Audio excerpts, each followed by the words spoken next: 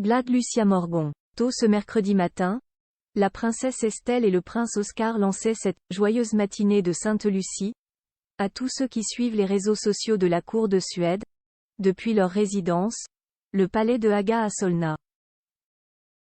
Publicité à ce message s'ajoute une photo prise par la princesse héritière Victoria, où l'on voit sa fille et son fils vêtus pour la circonstance. Tous les deux s'affichent dans une longue chemise blanche, ceinturée à la taille pour la princesse Estelle, 11 ans, par un large ruban rouge.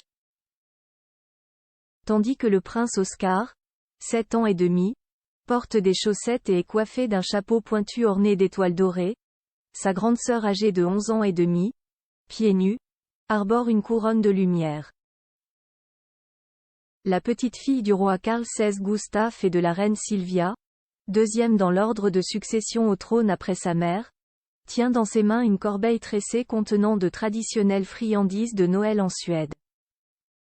Soit des pepparkakor, des biscuits au gingembre et autres épices de formes diverses découpées à l'emporte-pièce et des lussekatt, les brioches au safran en forme de S de Sainte-Lucie. La lumière de Lucie chasse les esprits malveillants très importants dans les pays scandinaves et notamment en Suède. La Sainte-Lucie est fêtée chaque 13 décembre. Un jour qui est, historiquement, le plus court de l'année. Selon le folklore suédois, cette longue nuit était dangereuse avec des esprits malveillants au plus haut de leur force. Il était vital de rester éveillé et on trouvait du réconfort en mangeant, une autre connexion à la petite fête associée à la célébration actuelle de Lucie. Lucie a fait sa première apparition dans une maison suédoise rurale en 1764 mais la coutume fut établie dans les années 1900.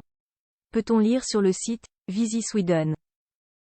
Partout sont organisées des processions menées par une « Lucie », porteuse de lumière et distribuant des friandises, suivie de ses demoiselles d'honneur, Ternor, de garçons d'honneur ou garçons étoilés, Stjerngosar, et de bonhommes de pain d'épices, Pepparkaksgubbar, est-il précisé.